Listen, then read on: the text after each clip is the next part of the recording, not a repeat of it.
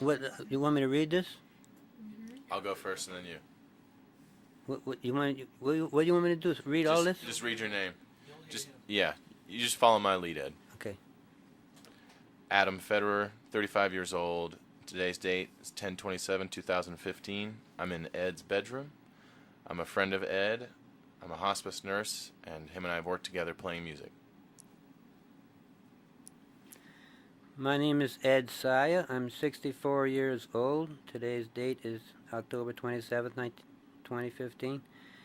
I'm in my apartment with my friend Adam. We're having a conversation about well, mostly my how music has had a great impact on my life.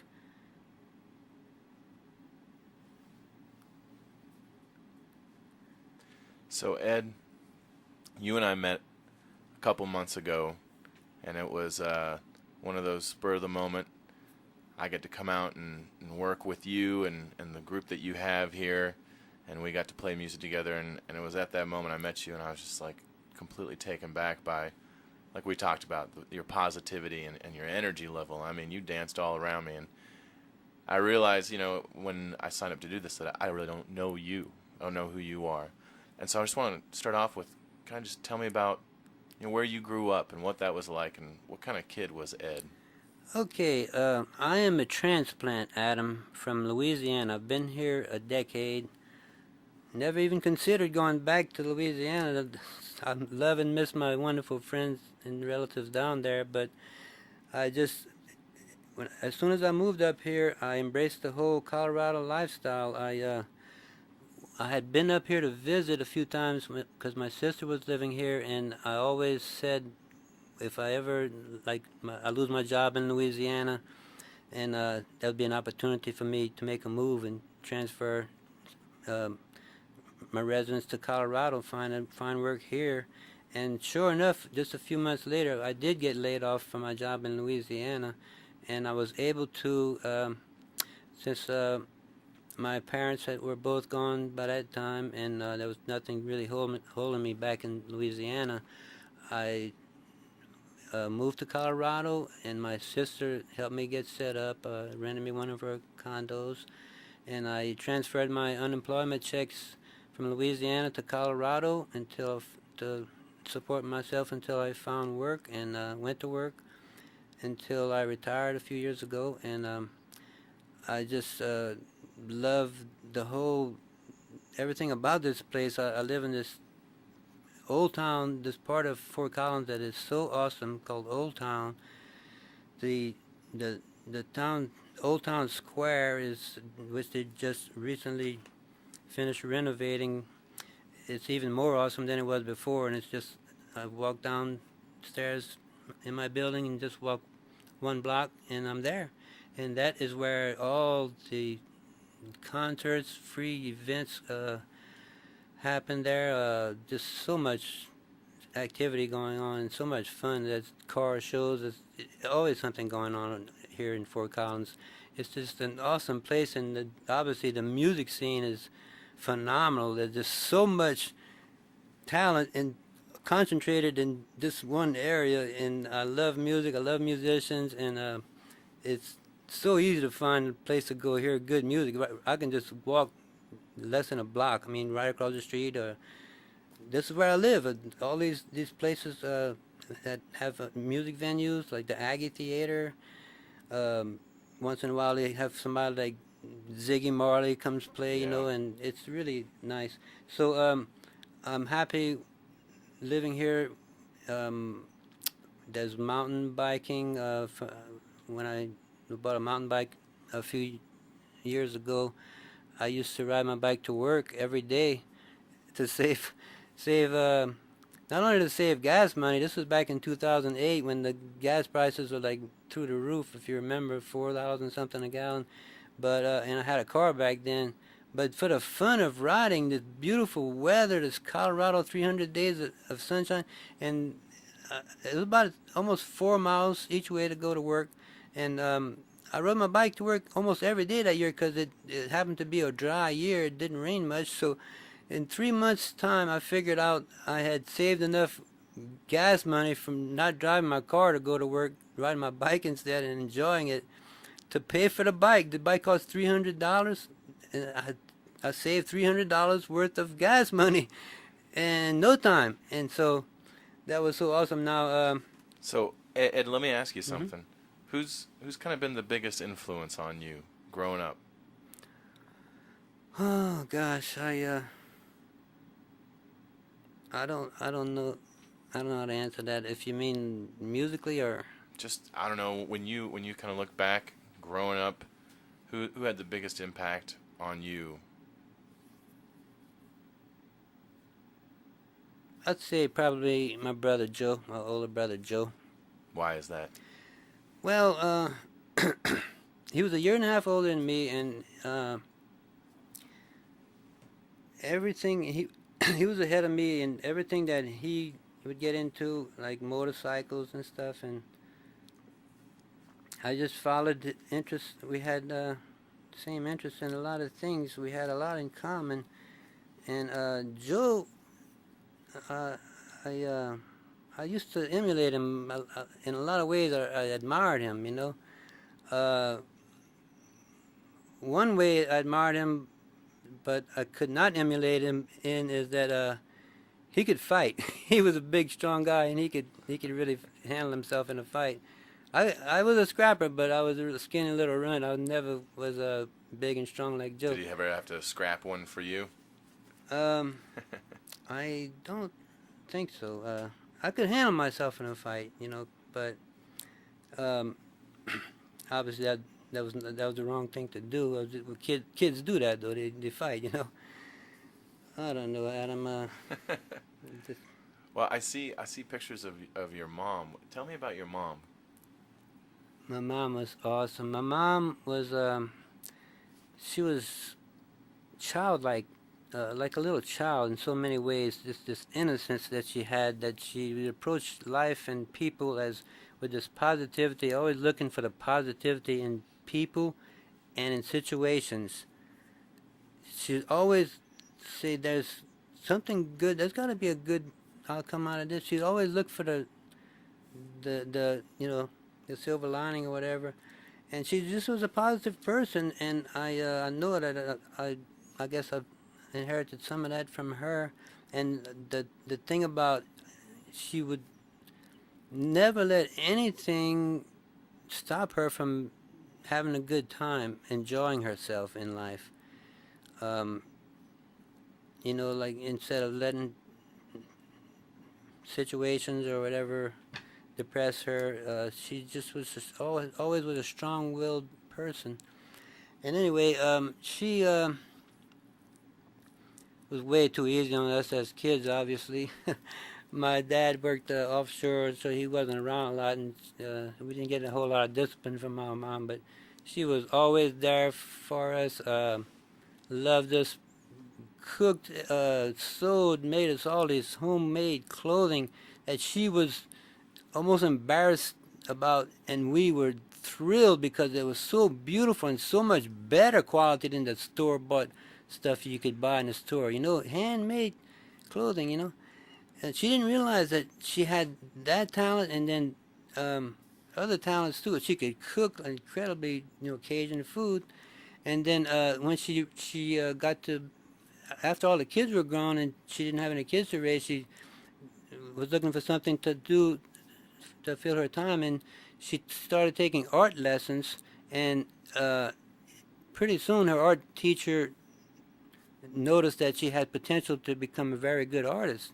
Some people were just born with that artistic talent, and she was. And so she continued with her art lessons and started painting and painting, winning prizes and contests and stuff. And she had a real big display at the public library in our little hometown for a whole week. I mean, the people would just come in and see all the beautiful paintings. And she left that as with us. All of her paintings, all six of us siblings have a bunch of her paintings hanging in our homes. Mom was awesome. Um, What was your favorite meal she made for Oh you? my gosh. She made this meal with chicken, mushrooms, diced up, peas and carrots, all these little dice. I don't remember what she called it, but it was just an incredibly flavor on top of flavor, all these flavors. And I know it was a lot of work, I could tell, for her to prepare it. But that's what everything she did. It didn't matter how much work it was. Love. She loved her family, her children. She would do anything. That's what a mom. That's a mom, you know. That's what a mom is. So what was the best holiday in your house? Best holiday. I'd say Christmas. We Christmas. always had a great time for Christmas. Yeah. Uh, we used to all go when I was really young. We used to all go to my grandparents' house. My dad's parents. Well, my grandmother. She was the only one still living. My grandfather had died, but we used to go and celebrate Christmas and like this big family reunion. I mean, family from all over, you know, like, oh man. But anyway, good memories. We got pictures of all that, you know, and all these kids, cousins, and all that. But Christmas was always a good time for us. We enjoyed our gifts and stuff, and yeah, good memories. That's great. That's great. So, at this time in your life, what do you feel it is that nourishes your heart and soul and spirit?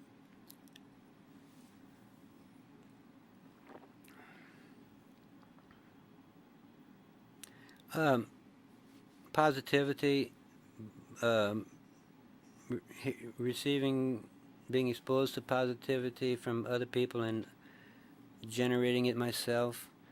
Um, that's, gosh, I'm sorry, but I forgot what the question was. Yeah, no. So I'm asking, like, now where you are in your life and all the things you've dealt with and you're dealing with right now, what keeps you going? When I see Yeah. Steady Eddie show up and dance all around me after I have some of our staff members say, Ed's feeling kind of tired today, and then you show up and you just run around and you dance, what fuels that? Okay, I got the answers to that. It's love. It's feeling the love of that people have for me. It just it just love just surges me with energy. The love from the little kids, the adults, the older people, um, and it just that's what fuels me. Not only giving love, but knowing that I am loved. It just makes my spirit soar, and I get with the washboard and the music. When I hear the music, I just feel it, and it's this positive, happy feeling that I have to go with it. It's not an effort. An effort would be to not go with it, not dance. The dancing, just I don't plan, choreograph anything. Well, with minor exceptions, once in a while I'd say, well, I'll do a washboard flip here or there. But with the dancing, I just go. I still, to this day, I will get started where I'll do new moves I never even did before. And where did that come from? I don't know. It just came to me, you know. So okay. So that's the answer. It's the people's love. I love that. I love that. So, this is kind of a great kind of segue into that. Kind of like, if you want, will you tell me kind of what some of the most important lessons you have learned in life are? I mean, you kind of hit on probably one of the biggest ones, that you are love. And One of the most important lessons I've learned, if not the most important, is to restrain myself from the temptation to judge people that I don't agree with or whatever. Judging people that yeah, I've learned, especially since the cancer diagnosis, putting life into perspective, what's really important, what's not. Um, I've learned arguing over petty things is such a waste of time in this beautiful world. We got so much joy and happiness that we could enjoy, and we choose sometimes not to do that. But let's talk about politics. My politician is all right. Yours is no good. No, mine's right. Okay. Let's find something else to talk about. Something that like maybe we agree on. Uh, so anyway, it's not worth stressing people over. If you disagree with something, politics, religion, whatever, move on. I mean, it's not worth dwelling on it. You need to not feed negativity by continuing to talk about it and argue and stuff. You know. Okay, what else? I've learned that. I've learned how important it is to set a good example for the little children. I don't have any kids myself, but close enough to my friends' kids and my nieces and all that. They just kids are so amazing. They learn from us and they teach us. Um, they teach us so much, and I've learned to appreciate them and because we've all been kids before, and to be more understanding of what try to be of the very difficult task they're going through of growing up. It's not easy. Ed, can we kind of switch gears and you let me know if you're all right with this? Can we talk about the illness that you're facing? Well, I was diagnosed with stage 4 cancer, squamous cell carcinoma, about a year and a month ago. Given the prognosis I was given, the last one was back in January of 3 to 6 months. Well, I've obviously exceeded that one, and I'm still here. I still have the cancer tumors. They're still not killing me yet. They're not taking away my energy yet or making me sick or anything yet. So I don't know what the future will bring, but I do know what has happened to this point. Ever since I got the diagnosis, I got back into my raw food diet, raw vegan food, and a lot of juicing, raw, fresh juices. And that is why you see me in these videos with all this energy like a little kid. It's amazing. I have to say it too. If I was somebody else, 64 years old with advanced cancer, doing that, I'd have to compliment him and say, that guy's amazing. I didn't know myself I would be able to do all this until Beth and Dale got me started, set up doing the videos, and we found out I can still play. It's the oxygen level is still now even. Tanya, my nurse Tanya, came check me yesterday, and we're way up in the high 90s, and that's from the oxygen I'm putting into my body from my diet, and keeping myself alkaline is very important when you have cancer. And so I, none of us is guaranteed another day. We're all going to die sooner or later, but I cherish each day, Adam. This is a day that I wasn't, doctors, all the professionals, the experts said I wasn't even going to be here anymore. I'm still here, and I'm still have this energy and this feel this love and enjoy the love of my friends. And so that there's a lot for me to be positive about. Obviously, this healing crisis, however it's going to turn out, it's long from being over. So right now, I'm focusing on one day at a time. Enjoying my delicious juice, the energy, the oxygen, and my friends when they come over and visit me. And right now I'm enjoying this conversation I'm having with you. Amen to that. So, if you could talk to yourself before you got your diagnosis, if you could tell yourself, Ed, what would you say? What would you say to yourself before your diagnosis? If you could go back in time and say, cherish Well, these days now. I knew before the diagnosis that I kept straying away from my healthy diet, and I was asking for trouble. And I did say that, Adam, to myself, Ed, you better stop. You better stay on that raw food diet. But I kept going back to it, and to eating like cooked food, and even, well, I don't know, there's unhealthy things in but my biggest problem was overeating, even healthy food, because um, it's actually healthier to eat like meat and stuff in moderation than it is to eat vegan food in excess, to be a glutton about it. Um, I don't care how healthy the food is that you put in your body. If you eat too much of it, you will hurt yourself. And I did hurt myself.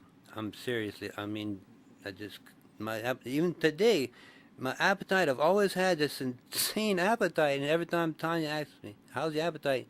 That's the problem. I got too much appetite. Sometimes I can't stop myself from eating till it's too late. Now I'm doing a lot better on that now, finally. But that is what I would have said to myself. I did say to myself. I guess that's that I really need to stay on my path, and unfortunately I didn't. But I don't look back and regret. It doesn't make sense to look back with, oh, I regret this. Every day you're gonna say, well, okay, let's get past that. I made a mistake.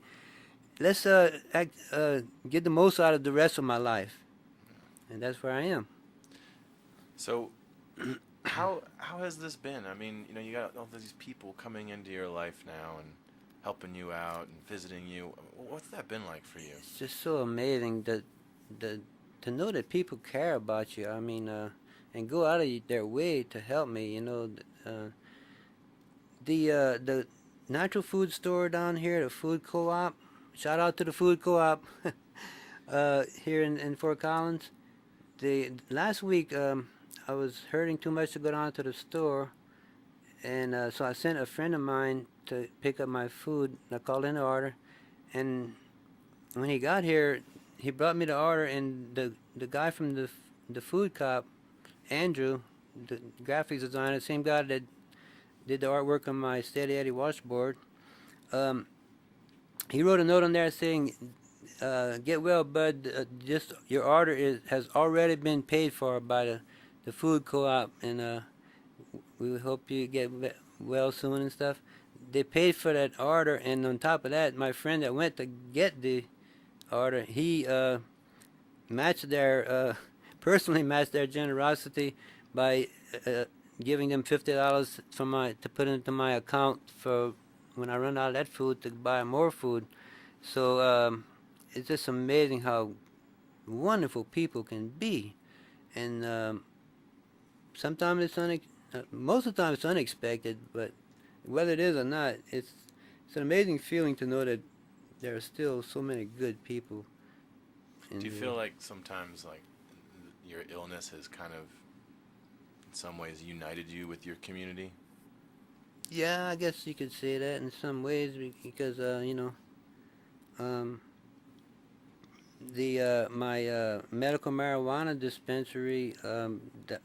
Obviously, I'm a cancer patient. I need cannabis for my medicine, and they understand what I'm going through, and they're very good at giving me exactly the right kind of medicine for pain and stuff. And also the people I just mentioned at the co-op, I've been going there for ever since I've been living here, eight years, and I go there almost every day. Walk through the beautiful square, get to the natural food store.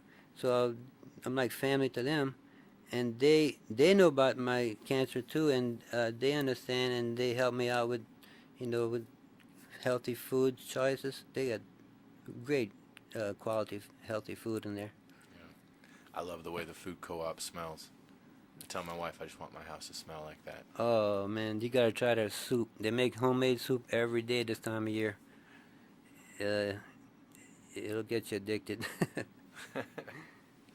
So you're talking about, Tanya and everything, and can I ask you, what was it like? What was the journey like for you coming to hospice? I mean, it's got to be a lot of internal conversations that take place before. Oh gosh, I don't know. I don't remember exactly how I felt at the time. I just accepted it that I was gonna have to be in hospice, and the thing about hospice, that the first thing I had to learn and just keep focus on, is that hospice hospice caregivers they're not about, um, they focus more uh, on your life, on living, than on dying. Just because you're in hospice, you're gonna die.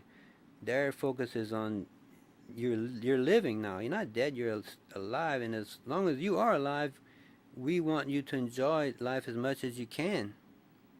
And that has always been my philosophy anyway. And so you guys just support that, and that's why I love and appreciate hospice, Pathways Hospice, all these wonderful people, all you guys, so much. So important. All over the world, people need hospice caregivers.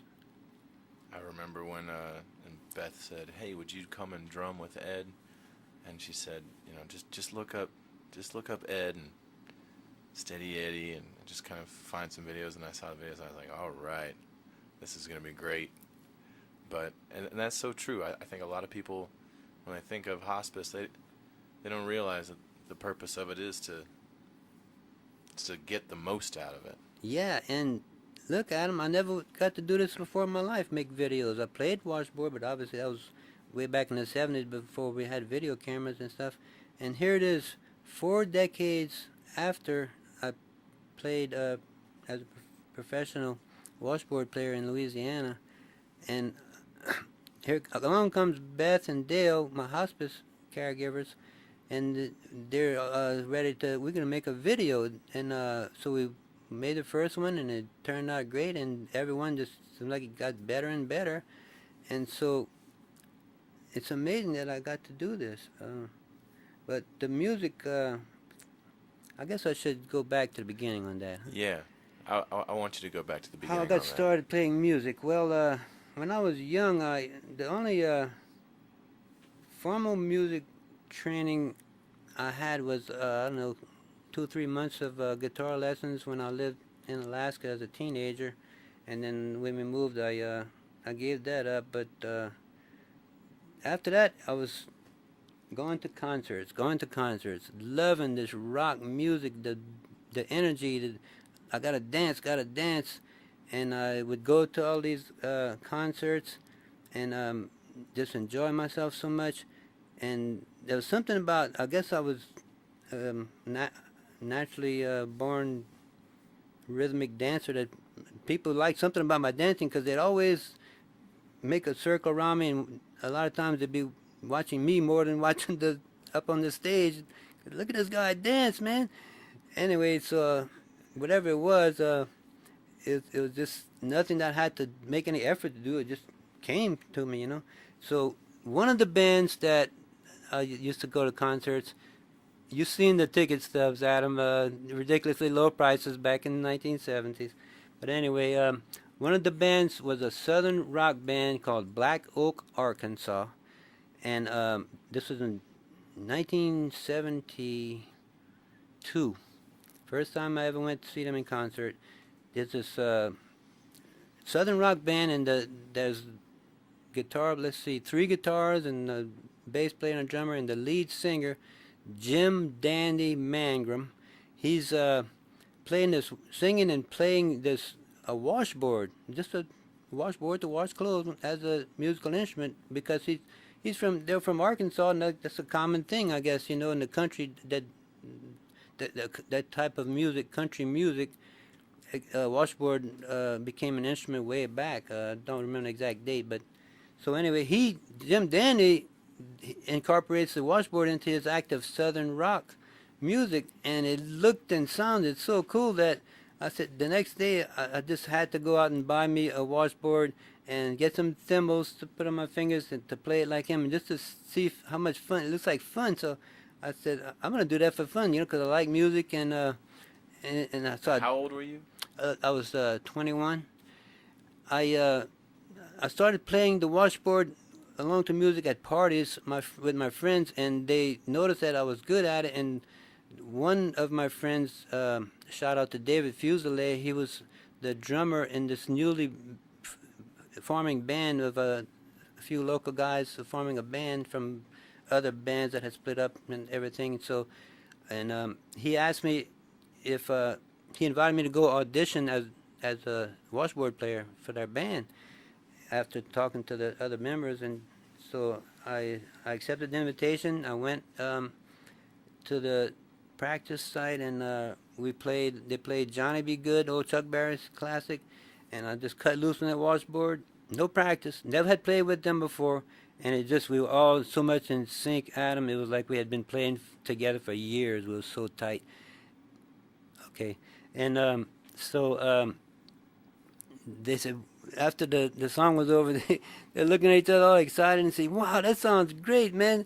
We're playing our next gig, our first gig next week, Saturday night. You want to come jam with us?" And so I said, "Sure, it sounds like fun." The next Saturday night, I played my first gig with them, and I just cut loose on the washboard, and I all my dancing and twirling the washboard and all this stuff, and it was a visual act besides hearing it, and people were just amazed. It was a gimmick. This gimmick we had, this wild-eyed, long-haired guy playing the washboard along with rock and roll music. And anyway, so we played that. This was a teen dance. Now what was this band called? I'm sorry. The name of our band was Oak Alley. It was the name came about. Our lead singer Donnie Terrio. He liked the name from the plantation down in South Louisiana called Oak Alley. It's a beautiful alley of oak trees in the front of this mansion, and so he liked the name, and we all went with that name, Oak Alley. And so we played. That first gig was at Dave's Teen Dance in Galliano, Louisiana. The average crowd, and I guess the word got around because the next week we had booked another gig there at the same place, but this time it was different. When we started going down there, down the bayou, we got way ahead of the place. I don't know how long, but there was cars lined up on both sides of the road, and we said, "What's all this cars about? A wedding or something going on?" And we didn't know. We didn't have the slightest idea. It was all from Dave's little teen dance. And we finally got to the gig, the teen dance building, and there's people like a concert lined up outside even for a teen dance. Unbelievable. And so we realized, we look at each other, these people are all here to see us play, man. So man, then the owner Dave, he says, "You guys, this is the most people I've ever had in my place, except for one other time when I hired a band from New York to come down and play, and they charged me $3,500. We charged him $150, and he was smiling." So, and that was the beginning of it, Adam. I stayed with the band. I love Black Oak, Arkansas. Not only the music, the singing. I love not only the washboard, but what I like the most about the band is lead singer Jim Dandy's vocals. This rough, guttural, funky. I just like it. I find it soulful and funky and different. And a lot of people don't like it, but obviously a lot of them did because they were very successful. Anyway, and so I developed my voice where I could sing very, very good, close to covering his voice, and not many people could do that. We had 3 booking agents, and out of the hundreds of bands, they said, no other band does Black Oak, Arkansas, because nobody else can sing it. You're the only one. So I was playing the washboard and singing. What a tribute to Black Oak, Arkansas. And but without them, I never would have picked up the washboard. So with the band lasted from 72 to 76, about 3.5 years, and it's 4 decades later, and I just picked it up after getting diagnosed with cancer, and hospice comes along and say, hey, let's make some washboard videos, and here we are. So what's your best show you've ever been to? Best concert? Black Oak, Arkansas, the very first time. First time. What was that? Yeah. 72? 72. Now where were you at? The old place called, a building in the warehouse district of New Orleans called the Warehouse, where they had concerts. It was a concert venue, and that was one of the most popular places. Black Oak, Arkansas, they loved playing there. They played there a lot, and that's where I got to see them for the first time, and I've seen them every time they came back. Obviously, I'm such a diehard fan. I always went to their concerts, except I had to miss some of them when we were gigging. Yeah.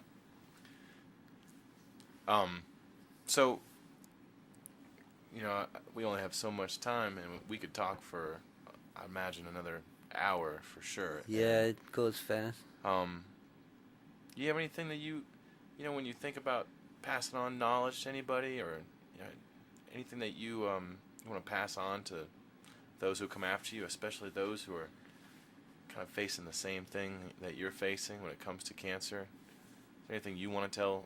Yeah, well, first of all, don't believe everything your doctor's going to tell you, because obviously I've lived and proved they were wrong about me. And do all the research you can. Try to be objective and learn as much about how your body works as you can, and try to do what works for your body to keep that energy level up. And with me, it's the oxygen. It's putting the foods that's not cooked. Once you cook your food, the oxygen's gone. Forget it. And so the diet is a big thing that I have to give it credit for me still being here. And also, don't let negative people drag you down. This is going to happen. They're going to predict this and that. Don't listen to that.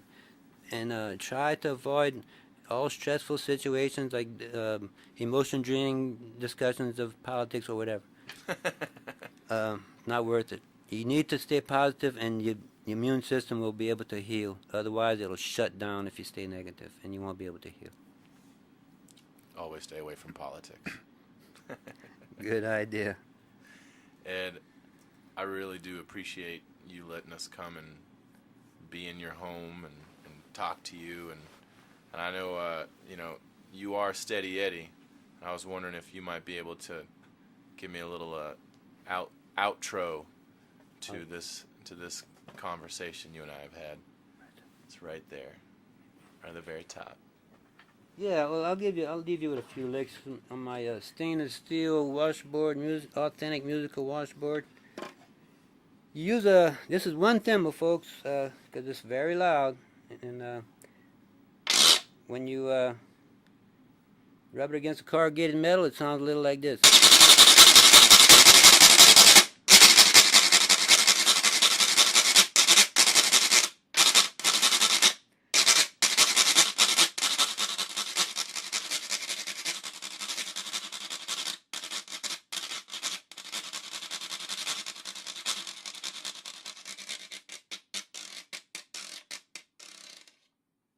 What song was that? That was nothing, just a little, little messing around. Ed, thanks for letting me get to know you, and thanks for this time. I really appreciate it. Thank you so much, Adam, for not only this interview, but all your collaboration with me on the videos and your friendship, everything, your support. It's awesome. I love it. Well, I appreciate all these wonderful people that are with us right now, because it wouldn't have happened if it wasn't for them. Yes, Pathways. Love all you guys. All right. Thanks a lot. I wanted to check with Dale or Beth to see if you have any questions you'd like to ask.